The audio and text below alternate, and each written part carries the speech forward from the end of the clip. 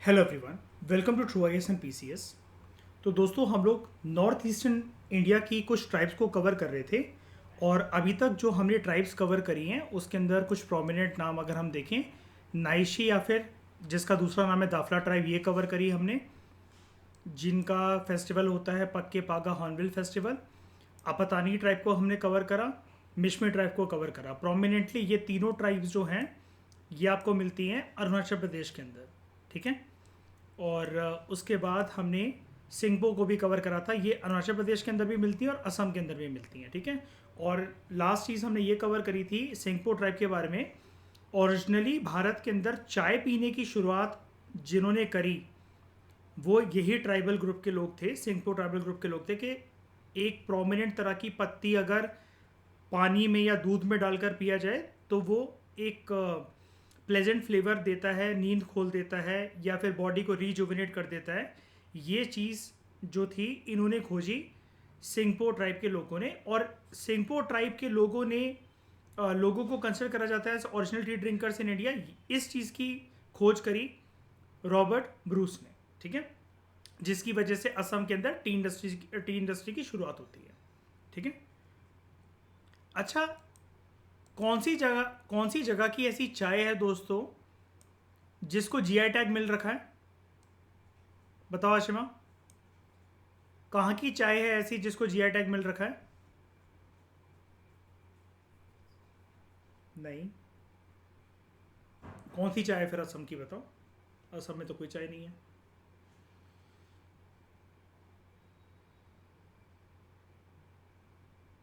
Darjeeling T का नाम नहीं सुना? दार्जिलिंग कहाँ पर है?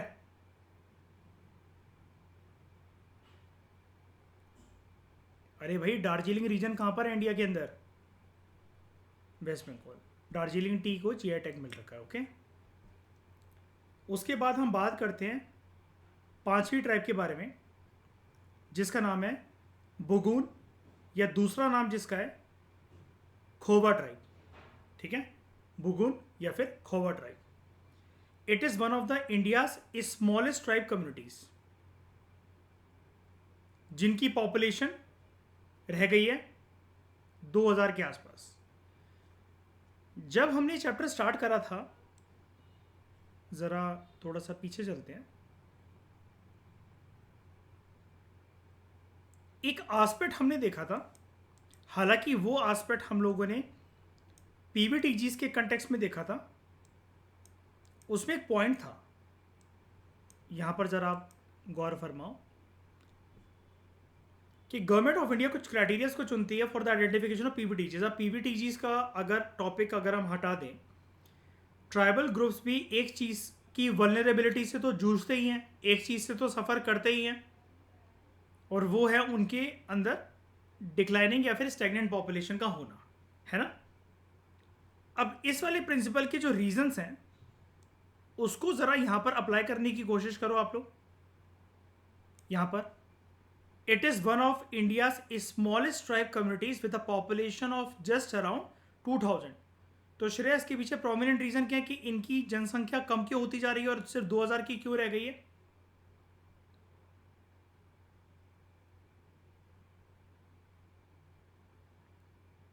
बताओ फायका, क्या रीजन हो सकते हैं?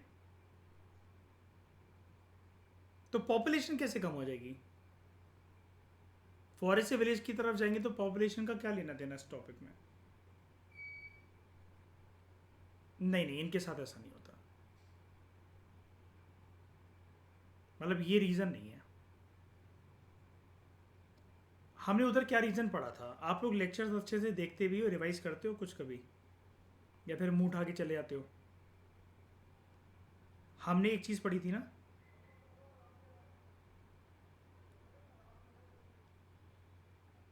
लैक ऑफ एक्सेस टू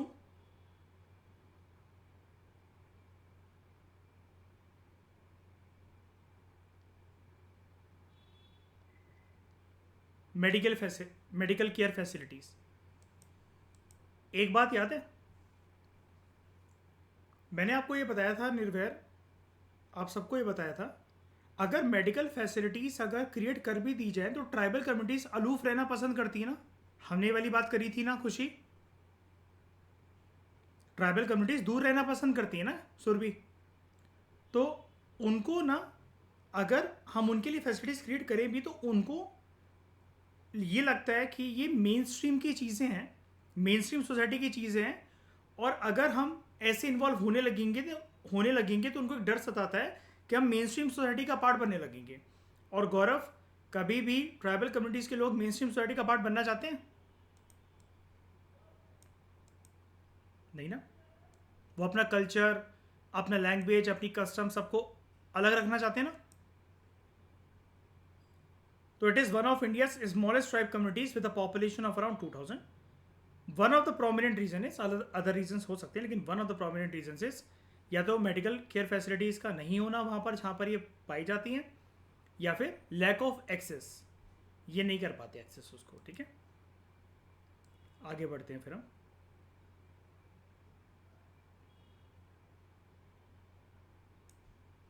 जो बुगुन्स हैं, जिनका दूसरा नाम खोवा ट्राइब है,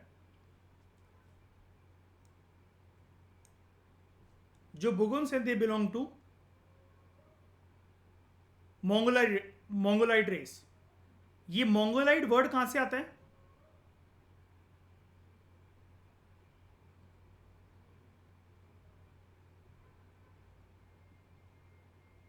मंगोलिया से। क्या मंगोलिया कंट्री है? यहां का प्रोमिनेंट रूलर कौन था इतिहास के पन्नों में? Genghis Khan. ये रहते कहां पर हैं? अरुणाचल प्रदेश के वेस्टर्न साइड में रहते हैं, जिसका बॉर्डर मिलता है भूटान के साथ। छोटी सी एक कंट्री है भूटान, वहां से उनका बॉर्डर मिलता है। ठीक है, तेंगा वैली जो है, it serves as their primary habitat. मूल रूप से ये तेंगा वैली के निवासी हैं। वेस्टर्न अरुणाचल प्रदेश में एक वैली है तेंगा वैली, वहां पर रहते हैं। while some also inhabit the subtropical forest in Himalayan foothills of West Kameng district.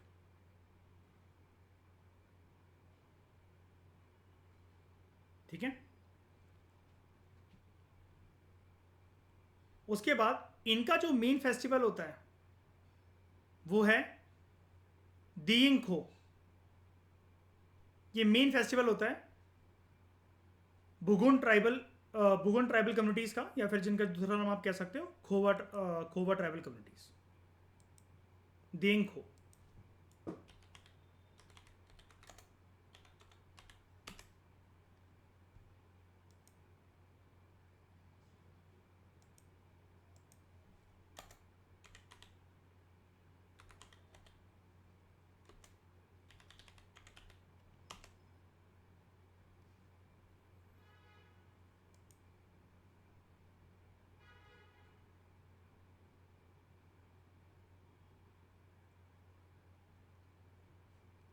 इधर ये इसकी कोई इमेज आ नहीं रही है। यहाँ पर एक मिल जाएगा आपको।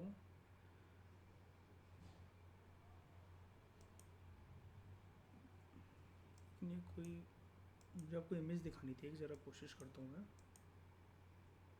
हाँ, ये रहा। इसमें कुछ ऐसा अटायर पहनते हैं। कोई बड़ी सी जूम इमेज दिखाता हूँ मैं आपको। ये वाली।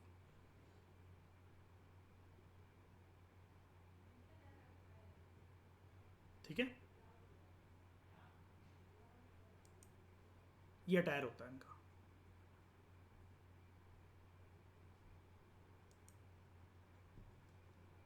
फिर बुगुन कम्युनिटी रिजर्व।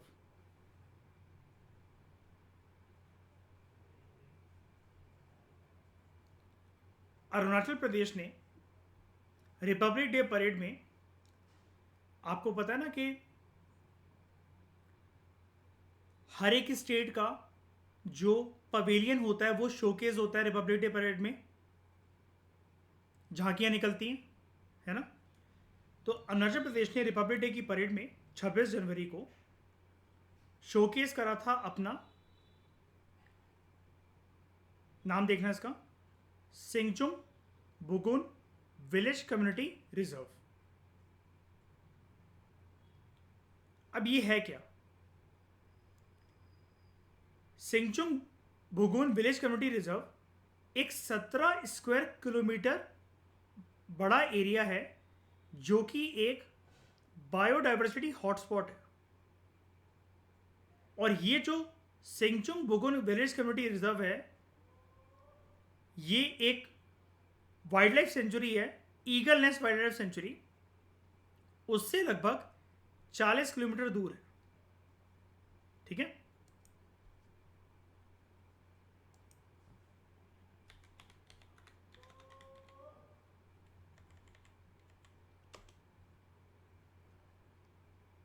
ये है इनका एरिया।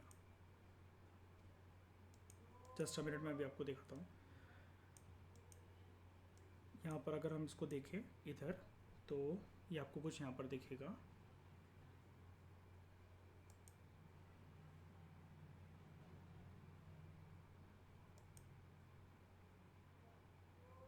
ये ज़्यादा बड़ा एरिया नहीं है। कितना है?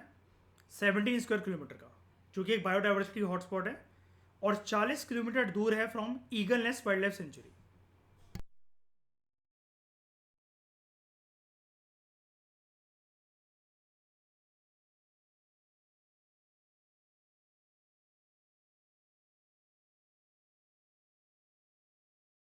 Eagle nest wildlife century कहाँ है? वेस्ट कामेंग डिस्ट्रिक्ट में, अरुणाचल प्रदेश में, इन द हिमालयन फुटेज, जिसके बारे में अभी यहाँ पर जिक्र हो रहा था कि तेंगा वैली में रहते हैं। ये यहाँ के मूल निवासी हैं, लेकिन कुछ जो हैं वो वेस्ट कामेंग डिस्ट्रिक्ट में भी रहते हैं अरुणाचल प्रदेश की, इन द हिमालयन फुटेज सब ट्रॉपिकल फॉरेस्ट के अंदर। ठीक है, मतलब कुछ प्रॉपर जंगलों में रहते हैं और कुछ तेंगा वैली में रहते हैं। तो ये जो ईगल वाइल्ड लाइफ सेंचुरी है, इसकी लोकेशन आप लोग याद रखना, ये आपको देखने को मिलेगी वेस्ट कामेंग डिस्ट्रिक्ट के अंदर, अरुणाचल प्रदेश में। ठीक है, थोड़ी सी अगर जानकारी हम इसके बारे में इकट्ठी करें तो यहाँ पर आप देख सकते हो, ईगल नेस्ट या eagles nest wildlife sanctuary एक प्रोटेक्टेड एरिया है भारत के अंदर, in the Himalayan footage of west Kameng district. कहाँ पर है ये जिला? अरुणाचल प्रदेश के अंदर। इसका एरिया लगता है, इस वाइल्ड लाइफ सेंचुरी का, eagle nest wildlife sanctuary का एरिया लगता है with Sessa orchid sanctuary to the north east and Pakhui tiger reserve. Pakhui tiger reserve का दूसरा नाम क्या है? पखुई वाइल्ड लाइफ सेंचुरी का दूसरा नाम क्या?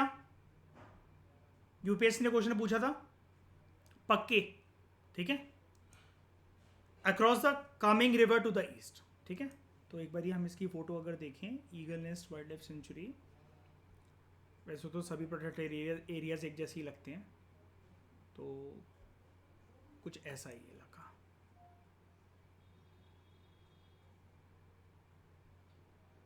ठीक है, और यहाँ पर कुछ स्पीशीज पाई जाती हैं लाइक दिस।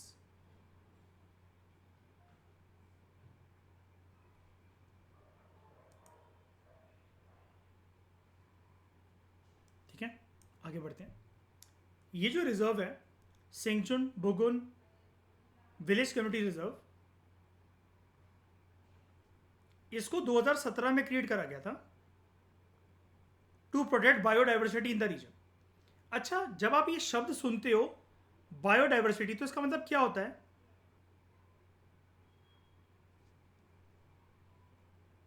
यस, शाबाश अंजलि। एक पर्टिकुलर एरिया के अंदर combination of plants and animals, जिसको मैं ऐसा भी बोल सकता हूँ अंजलि, थोड़ा सा इसको इंप्रूव करके, flora and fauna of a region, है ना। तो it is home to many rare and endangered species such as Bugun, liocichla and red panda. अब ये इन्हीं के ट्राइबल ग्रुप के नाम पर, एक सेकंड मयूर बोलने दिया करो यार। ये जो इन्हीं के ट्राइबल ग्रुप का जो नाम है बुगुन, इन्हीं के नाम पर ये एक स्पीशीज है यहाँ पर कुछ देखने को मिलती है, रेयर और एंडेंजर्ड, उनमें से एक है बुगुन, लियोकीचला और रेड पैंडा। ठीक है,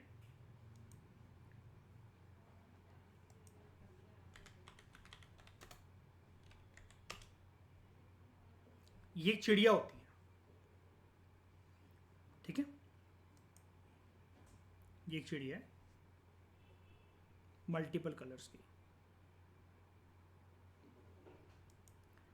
और रेड पैंडा।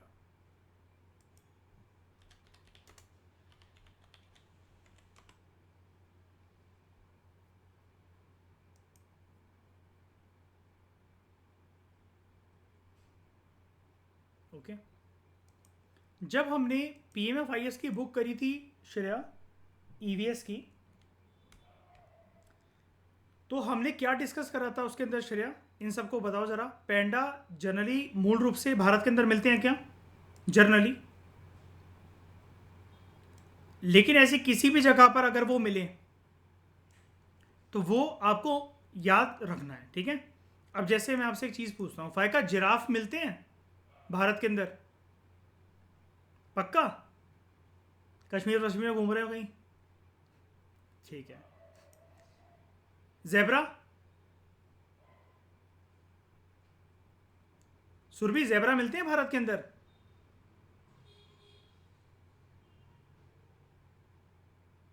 बताओ निर्वैर, जेब्रा हैं भारत में? ज़्यादा नहीं तो मयूर कहाँ पर मिलते हैं फिर, कम है अगर तो मुझे भी बता दो, मैं भी घुमाऊँ। नहीं नहीं, वो कह रहा है भारत में ज़्यादा नहीं मिलते हैं, मुझे भी बता दो, मैं भी अपनी गर्लफ्रेंड को ले जाऊँ, फोटो वोटो खिंचवा लेंगे हम लोग। कहाँ पर मिलते हैं? तो वही भारत की बात हो रही है मयूर, ऐसे दुनिया में तो तुम पूरे अर्थ को ला दो। बुगुन लियो की चला क्या है? एक चिड़िया है, ठीक है। और रेड पैंडा ये यहाँ पर पाए जाते हैं, ठीक है। जो इनका कम्युनिटी रिजर्व है वहाँ पर, सिंगजुन बुगुन विलेज कम्युनिटी रिजर्व। तो अगर कल को यूपीएससी एक ऐसा क्वेश्चन फ्रेम करता है प्रीलिम्स में, या स्टेट पीएससी में ऐसा क्वेश्चन आता है कि बुगुन लियो की चला IUCN की रेड लिस्ट में कैसा स्टेटस ऑक्यूपाई करता है, तो ये तो चलो आपको ऐसी चीज़ें कि PMFIS की बुक में जो हमने लिस्ट पढ़ी थी वहाँ पर मिल जाएंगी, या फिर आप यहाँ से भी इकट्ठी करके चल सकते हो। देखो एक बात मैं आपको बता दूँ, आप अगर ये सोच रहे हो आप सारे national park, wild life sanctuary, protected areas, community reserves, जो भी चीज़ें ऐसी होती हैं उसके अंदर पाए जाने वाले जितने भी जानवर होते हैं, पेड़ पौधे होते हैं, आप इतनी बेहतरीन तैयारी कर लोगे कि यूपीएससी में कुछ भी पूछा जाएगा और आप आंसर कर लोगे, तो ये आप अपना ईगो दिखा रहे हो, ठीक है। बहुत सारे रट्टू तोतों को ये लगता था कि ये जो क्वेश्चन जब यूपीएससी ने पूछा था,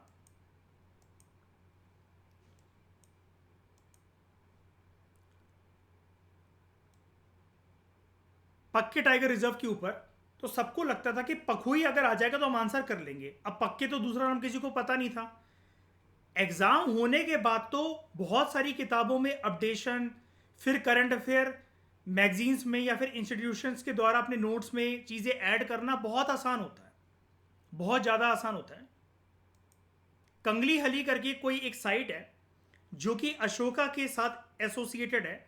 2019 में जब यूपीएससी ने इसका क्वेश्चन पूछा तो सब लोग इसको ऐड करके बताने लगे। पूनम दलाल दहिया के सेकंड एडिशन में भी फिर इसका नाम आ गया। पॉइंट ये कि उससे पहले जब आप प्रिपेयर करते हो, जो आपके पास लेटेस्ट, जब आप मतलब जिस साल आप बैठ रहे हो, लेटेस्ट आपके पास जो भी सोर्सेस हैं, उतनी नॉलेज के बेसिस पर आप क्वेश्चन सॉल्व कर पा रहे हो कि नहीं कर पा रहे हो। I failed miserably in a question, जिसके बारे में मैं अक्सर फाउंडेशन कोर्स में आप लोगों को बताता रहता हूं। मैंने श्रेया को भी अभी रिसेंटली एक हफ्ते पहले ये वाली बात कॉल पे बताई थी। MPPSC में 2022 में जब पेपर हुआ था, उसमें अंदर क्वेश्चन आया था कि हरप्पा में एक सील पाई गई है, उसके ऊपर एक पेड़ या पौधे का जिक्र है, तो वो किस चीज का पौधा है? तो उसके ऑप्शंस थे नीम का है, तुलसी का है, पीपल का है, बरगद का है। तो मैं बैरियन ट्री मार्क कर आ गया था उसको, जबकि उसका आंसर था पीपल का पेड़। तो अब ये तो वही वाली बात हो गई ना। लेकिन मैं एमपीपीएससी में क्यों कर आ गया? मैंने क्या अपने ईगो के ऊपर बात ले ली? ईगो के ऊपर नहीं ले ली, इट वॉज माई स्ट्रैटेजी। क्योंकि एमपीपीएससी के प्रीलिम्स में नेगेटिव मार्किंग नहीं होती है, हर एक पर्सन 100 क्वेश्चन ही वहां पर कर आता है। तो मुझे भी लग रहा था कि शायद से अगर तुक्का अगर हो जाएगा तो मेरे को एक एडवांटेज ही मिल जाएगा, वरना बाकी क्वेश्चन उतने मैंने करे ही हुए हैं कि मेरा प्रीलिम्स क्लियर हो सकता है। तो ईगो के ऊपर बात नहीं लेनी होती कभी भी कि अब मैं ही सोच लूँ कि यार मैं तो हरप्पा के बारे में इतना जानता हूँ, उपेंद्र सिंह जितनी नॉलेज है मेरे को, तो मैं सारी चीज़ें रिकॉल कर ही पाऊंगा, मैं तो बच्चों को भी पढ़ा रहा हूँ, मैं ही नहीं कर पाया तो मेरी कितनी बदनामी होगी। ये फालतू की बातें होती है। दिमाग में जब भी ईगो रखोगे तो दिमाग हड़बड़ाहट में गलतियां करेगा। आप बेस्ट अपनी कंपाइलेशंस नोट्स की प्रिपेयर करके जाओ, शॉर्ट नोट्स बनाओ, कि जो भी आपका याद करने का तरीका है वो बनाओ। मैं पर्सनली कभी नोट्स नहीं बनाता। एग्जाम से जस्ट पहले जो चीज़ें मैं भूल रहा होता हूँ सिर्फ उसके A4 शीट्स में कुछ कुछ चीज़ें लिखता हूँ मैं। ठीक है, यही मेरी स्ट्रैटेजी रहती है। मैं उसमें क्योंकि कंफर्टेबल फील करता हूँ। मुझे रेगुलर नोट्स अपने पसंद नहीं है, क्योंकि मेरा ये मानना रहता है मैं किताब को जितने मर्जी बार देखूंगा, चाहे वो फैक्चुअल कंटेंट है चाहे वो एनालिटिकल कंटेंट है, मुझे हर बार उतने बार नई नॉलेज मिलती है। और रिकॉलिंग कैपेसिटी जो है वो कैसे डेवलप होती है, जब मैं दूसरों को पढ़ा देता हूँ। अभी आप लोगों ने कभी किसी कुछ ऐसे ट्यूशंस नहीं दिए हैं, कभी पढ़ाया नहीं है। आप लोगों का 150-200 बार पढ़ना और मेरा किसी को एक बार ये पढ़ा देना कंटेंट, जितने टाइम तक आपको याद रहेगा उससे ज़्यादा टाइम तक मुझे याद रहता है। ये आप अगर किसी को पढ़ाओगे ऑटोमेटिकली आपके अंदर कैलिबर आ जाता है। पहले मुझे भी विश्वास नहीं होता था जब मुझसे कोई ऐसी बातें करता था, लेकिन ये हो जाता है। तो मुझे ऐसा नोट्स मेकिंग की जरूरत नहीं पड़ती है। आप अगर जितने टाइम में रिवीजन करोगे मैं उतने टाइम में रिवीजन करके आपसे ज़्यादा लॉन्ग टाइम तक रिटेन इसलिए करके रख सकता हूँ because you are the reason for it, कि मैं आपको पढ़ा रहा हूँ। मेरे ऊपर प्रेशर रहता है ये पढ़ाने का कि भाई आप कोई पूछ लोगे मुझसे कोई सवाल जवाब तो मेरी बेइज्जती ना हो जाए। मैं कम से कम 30 लोगों से ज़्यादा थोड़ा सा ज्ञान अर्जित कर कर आऊँ कि सामने वाला जब मुझे किसी चीज़ के बारे में क्रॉस क्वेश्चन कर रहा है तो कभी मेरे को ये ना बोलना पड़े कि भाई मेरे को नहीं पता। तो मैं बेस्ट पॉसिबल मैनर में उस कंटेंट को प्रिपेयर करने की कोशिश करता हूँ। तो मैं आपसे ये कह रहा हूँ कि ये जो चीज़ है ना, अभी आपको सुनने में बहुत आसान लग रहा है कि एक चिड़िया है, ये क्या है, ये क्या पाया जाता है, लेकिन इसमें कभी भी ईगो लेकर मत आना अपना। ऐसी चीज़ों के कंपाइलेशन आपके पास होने चाहिए PMFIS की बुक से, अपनी NCERT से, PMFIS की ज्योग्राफी की बुक से और एक साल के करंट अफेयर के कंपाइलेशन से, जो कि आपको वैसे तो नहीं करने चाहिए मेरे हिसाब से। अब तो करंट अफेयर का कोई रोल है नहीं ना, आने वाले 5-10 सालों तक रहने वाला है।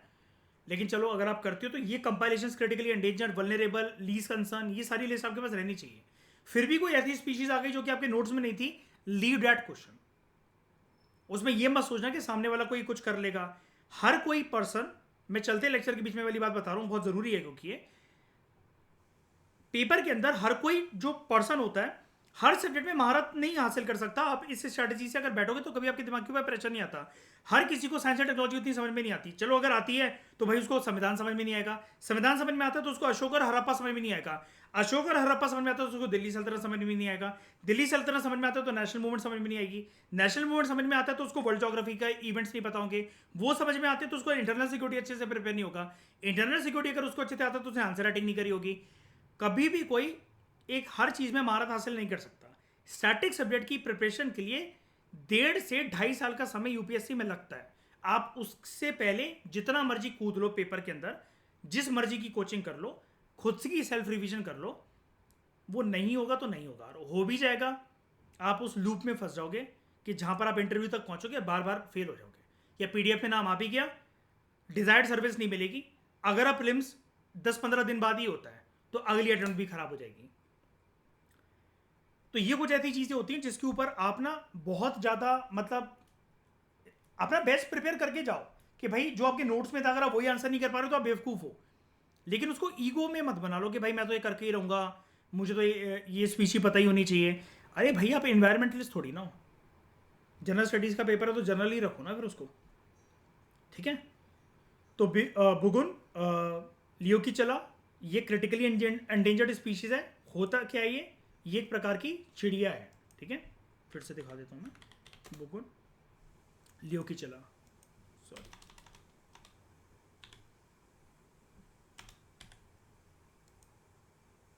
ये ठीक है, ये एक प्रकार की चिड़िया है।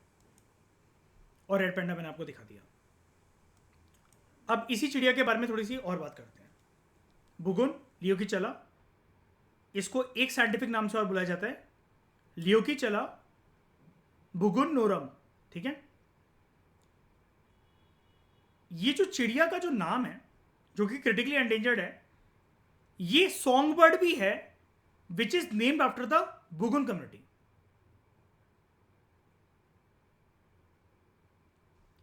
बहुत मधुर आवाज में चिड़िया गाती होगी या फिर ये उनको पूजनीय पवित्र मानते होंगे। देखो आपको एक चीज पता है, मैंने ये चीज बहुत अच्छे से चैप्टर के अंदर बता रखी है, ये एक सॉन्ग बर्ड भी है, इन कम्युनिटी के लिए बहुत रिस्पेक्टेड बर्ड मानी जाती है। इसके कुछ इनके जो रिचुअल्स होते होंगे, फेस्टिविटीज होती होगी, उसमें काफ़ी पूजनीय मानी जाती होगी, ये उसकी इज्जत करते होंगे। ट्राइबल लोग ना कुदरत से जुड़े हुए लोग हो रहते हैं, तो उनके लिए जो रिचुअल्स, प्रैक्टिसेस, फेस्टिविटीज़ जो होती हैं उनमें हमारे वाली आइडल वर्शिप तो नहीं होती है। अब देखो यूनिवर्सल ये चीज़ कहना कि किसी में नहीं होती है, तो देखो इतनी ट्राइबल्स के बारे में तो स्टडी मैंने नहीं कर रखा है, लेकिन जितना गूगल पे सर्च कर रखा है तो देखो मेरा मेरा जो है आंसर आपके लिए ये होगा कि देखो कुछ ट्राइबल कम्युनिटीज ऐसी होती हैं जो कि मेन स्ट्रीम सोसाइटी का पार्ट तो बनी चुकी है ना, लेकिन उनकी जड़ तो ट्राइबल कम्युनिटी वाली रहेगी, तो वो आइडल वर्शिप कर सकते हैं। तो ये यूनिवर्सल आंसर नहीं हो सकता कि कोई भी ट्राइबल कम्युनिटी आइडल वर्शिप नहीं करती होगी, लेकिन 99% जो है वो कुदरत से जुड़े हुए नेचर वर्शिपर के लोग होते हैं, जो कि धरती, आकाश, अंबर, हवा, पानी, आग, पेड़ पौधे, जानवर, इन सब की पूजा करना ज़्यादा अच्छा समझते हैं। ठीक है, ये उनका ट्रेडिशन है, उनका रिचुअल है, यही उनकी फेस्टिविटीज़ का पार्ट होता है। तो एक सॉन्ग बर्ड है ये Bugun liocichla, which is named after the Bugun community. ये क्रिटिकली एंडेंजर्ड स्पीशीज है, IUCN की रेड लिस्ट में। यहाँ पर देखो देखा CR with only 14 to 20 individuals believe to exist in the world. सिर्फ 14 से 20 प्रजाति इनकी बची हुई है। Bird was first describe in 2006 after being discovered in eagle nest wildlife sanctuary. And where is eagle nest wildlife sanctuary? Arunachal Pradesh. एक 5 दिनों का उत्सव आयोजित करा गया था बुगुन लियोकीचला चिड़िया के नाम पर 2021 में at eagle nest wildlife sanctuary in Arunachal Pradesh. ठीक है, समझ में आया आपको बुगुन या फिर खोवा ट्राइब के बारे में? नेक्स्ट दोस्तों हम बात करते हैं, यहां तक हमारी हो गई थी कितनी, 5 है नहीं 6। कुकी ट्राइब के बारे में। कुकीज जो हैं ये नॉर्थ ईस्टर्न स्टेट्स में पाई जाती हैं और ये काफ़ी फैली हुई ट्राइब है। अभी तक आप ट्राइब जितनी भी पढ़कर आए हो, जनरली तो आप उनको अरुणाचल प्रदेश के अंदर देख रहे हो, और उसके अलावा एक राज्य के अंदर मुश्किल से आप उनको और देखते हो। ठीक है, और अभी तक तो ऐसी सिर्फ आपने एक ही ट्राइब देखी है, सिंगपो, जो कि अरुणाचल प्रदेश के अलावा असम में देखने को मिल रही है आपको। ये नॉर्थ ईस्टर्न राज्यों में काफ़ी राज्यों में फैली हुई है कुकीज ट्राइब। ठीक है,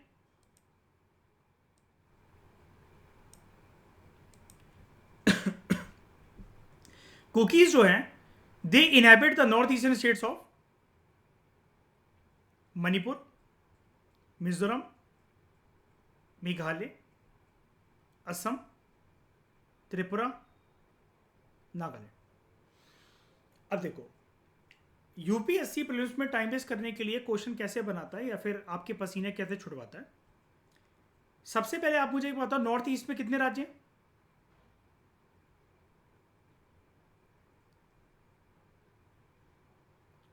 7 होते हैं। इनमें से कौन सा मिसिंग है?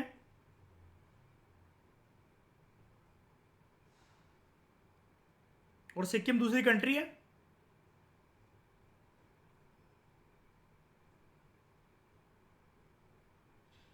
सिक्किम दूसरी कंट्री है,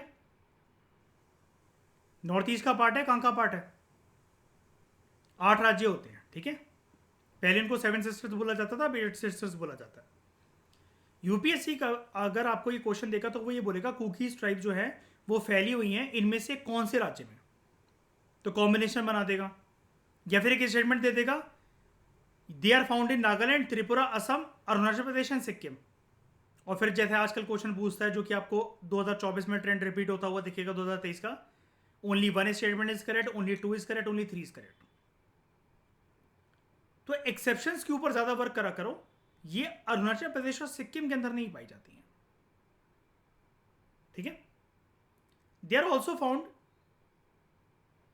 इन other countries like Bangladesh and Myanmar. ठीक है, म्यांमार का दूसरा नाम क्या है?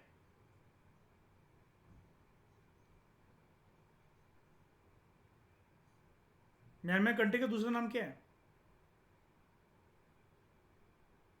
बर्मा। ठीक है, the recent ethnic clashes in Manipur it resulted from Kuki Meitei conflict.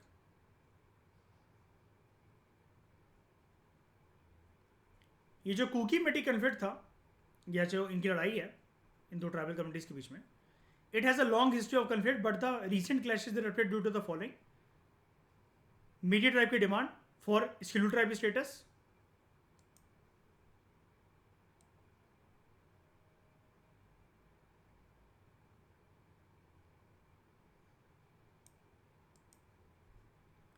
And Kukis seeking a separate administration for the Manipur hills.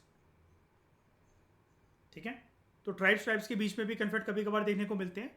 मैंने आपको वो चीज़ बताई थी लास्ट लेक्चर के अंदर आई थिंक, कि अगर आप चैप्टर नंबर 8 में जाओगे क्लास 12 की पॉलिटिकल साइंस की एनसीईआरटी के अंदर, रीजनल एस्पिरेशंस वाला जो चैप्टर है, तो नॉर्थ ईस्ट की एक बहुत ही ब्यूटीफुल पिक्चर आपको हिस्टोरिकल बैकग्राउंड के साथ नजर आएगी, और किन किन राज्यों ने कौन कौन से उनके लीडर थे, जैसे एजी फिजो, ठीक है, और इन लोगों ने क्या क्या डिमांड करा था कि सेपरेट कंट्री का स्टेटस ये लोग क्यों चाहते थे। सिक्किम का मर्जर, सिक्किम शुरू से हमारे देश का पार्ट नहीं था ना, कौन था उसका लीडर जिसने भारत को रिक्वेस्ट करी थी कि हमें मर्ज कर लो क्योंकि हमें खतरा है कि चाइना कल को हमें इन्वेड ना कर दे? जोग्या, है ना। फिर हम बात करते हैं खासी ट्राइब के बारे में।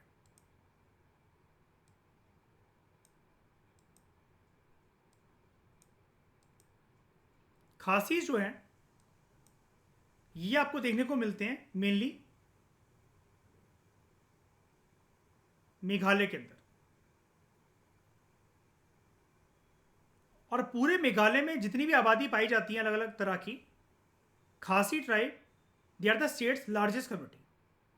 ये वाला फैक्ट आप लोगों के लिए नया हो सकता है, लेकिन रीजनल एस्पिरेशंस वाला जो चैप्टर क्लास 12 का देखोगे पोस्ट इंडिपेंडेंस का, उसको पढ़ोगे तो आपको ये पिक्चर क्लियर हो जाएगी। 3 ट्राइब बहुत प्रोमिनेंट है नॉर्थ ईस्ट में, स्पेशली मेघालय रीजन के आसपास।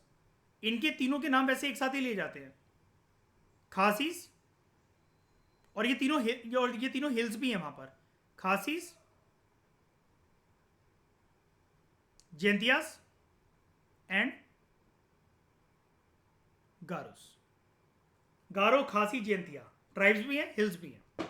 ठीक है, जरूर आप पोस्ट इंडिपेंडेंस को जैसे जैसे कवर करते चलो, चैप्टर 8 को बहुत अच्छे से बारीकी से देखना। मैंने बहुत मेहनत से उसको पढ़ा हुआ है और काफ़ी ज़्यादा दिन लगाए थे मैंने। तब कशिश और आशमा का बैच चलता था सबसे पहला, आई थिंक मयूर आप भी थे उस वाले बैच में, है ना, तब हमने उसको कवर करा था। तो खासी मिली inhabit Meghalaya and they are the state's largest community.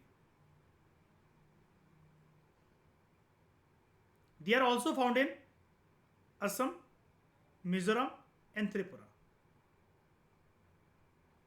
They are matriarchal society. इसका मतलब क्या होता है फायका?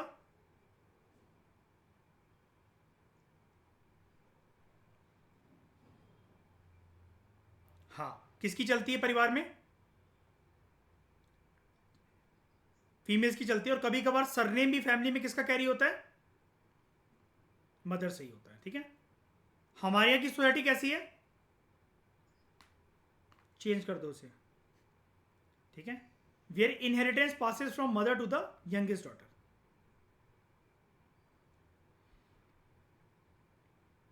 ओके,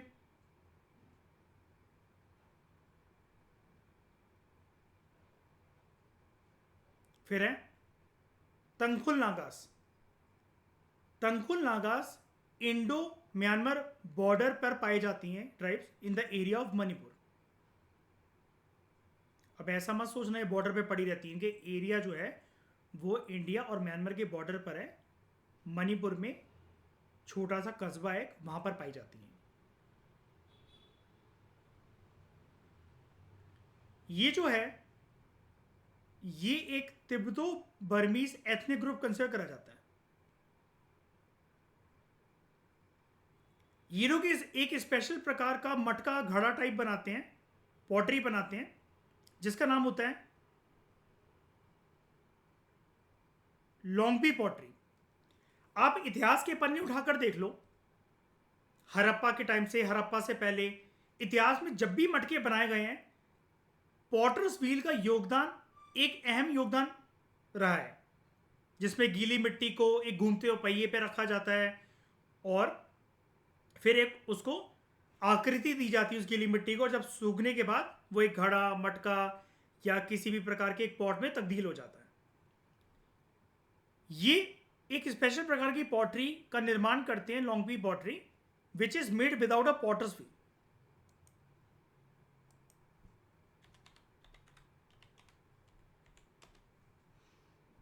ये देखो, और आप इसकी शेप पर भी देखो डाउट नहीं कर सकते हो। फायका कहीं से लग रहा है कि मतलब ये बहुत रफ स्ट्रक्चर का है या फिर अच्छी से नकाशी इसकी नहीं दी गई है, इसके जो बॉर्डर्स हैं वो बहुत ऐसी बकवास से बने हुए हैं, बताओ। इसी को देख लो सुरभि, ग्लासेस को देख लो, और इनमें से तो ज्यादातर बर्तन हमें किसके नजर आ रहे हैं?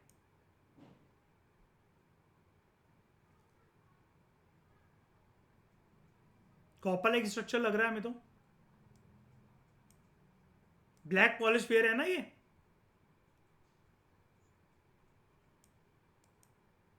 डिजाइन भी है, आकृति भी है, और कहीं से भी सुरभि लग रहा है कि मतलब बहुत बकवास सा बना रखा है या फिर हाथों से बना रखा है विदाउट पॉटर्स व्हील, तो अच्छी शेप नहीं है, अच्छी डिजाइन नहीं है। ये इनकी खास बात है। इसको दोस्तों जो G20 की जो समिट हुई थी उसके अंदर भी शोकेस करा गया था इसको। ठीक है, ट्राइफेड के द्वारा, मिनिस्ट्री ऑफ ट्राइबल अफेयर्स के द्वारा इसको हाईलाइट करा गया था G20 के समिट में।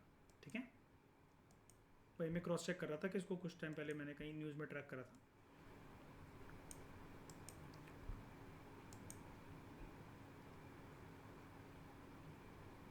ओके, तो this black and grey pottery is made with hands and moulds. हाथों से ही, उंगलियों से ही आकृति दे दी जाती है, पॉटर्स व्हील का प्रयोग नहीं करा जाता है। ठीक है, फिर हम बात करते हैं मोनपा ट्राइब के बारे में। मोनपा एक तिब्बतो बर्मन एथनिक ग्रुप है अरुणाचल प्रदेश का। They are known for masks, handmade paper, thangka which is a painting on cloth. अभी दिखाता हूं। हैंडमेड पेपर जो है it is made from a shrub called Daphne botanical papyracea, locally called as shugusheng. तो मैं पहले आपको मोंगपा ट्राइब दिखाता हूँ, फिर आपको ये सब चीज़ें दिखाता हूँ।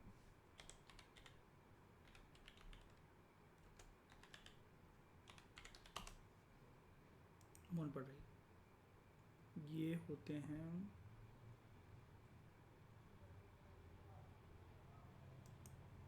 ये इनका टायर है।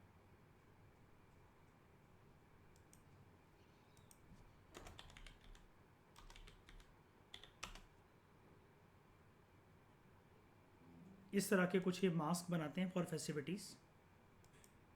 ठीक है, और हैंडमेड पेपर जो है it is made from a shrub called as Daphne botanical papyracea, जिसको हम लोग शुगुशेंग कहते हैं। ठीक है,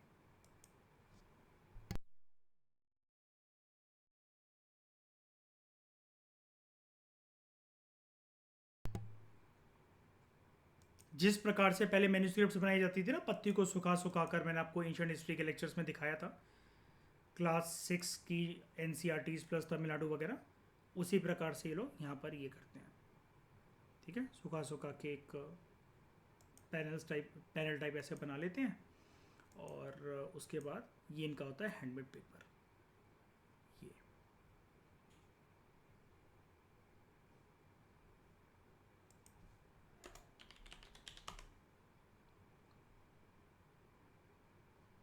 ठीक है, पेपर ही है नॉर्मल, कोई बात नहीं। उसके बाद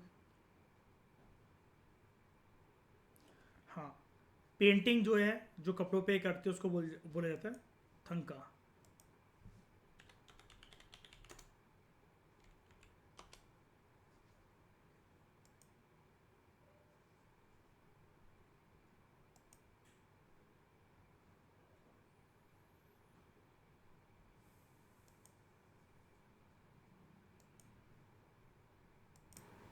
तो जनरली क्लोथ पर जो पेंटिंग्स होती है उसके अंदर आपको बुद्धिस्ट जो एलिमेंट्स हैं, बुद्धिज़्म से एसोसिएटेड जो चीज़ें हैं वो भी आपको देखने को मिलेंगी। ठीक है, जैसे कि आप यहाँ पर देख सकते हो।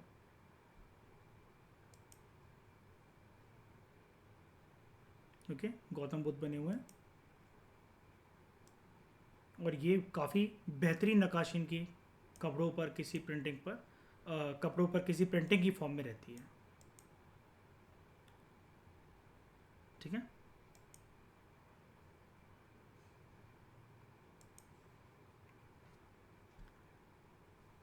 नॉर्थ ईस्ट की कुछ और ट्राइब्स को हम लोग कवर करेंगे नेक्स्ट लेक्चर में। इस डिस्कशन में दोस्तों फिलहाल इतना ही। Thank you very much for discussion.